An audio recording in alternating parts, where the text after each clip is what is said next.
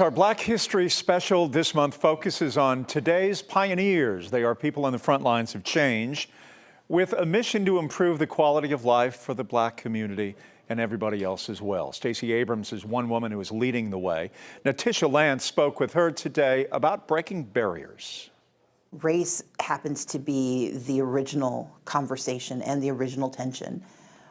And I don't think we'll ever not have that conversation, but the issue is, do we have laws in place that permit everyone to fully participate? You can't change human nature, but you can change human engagement. Black History Month special, Stacey Abrams also talks about racial relations. How can they improve? Don't miss the rest of her interview.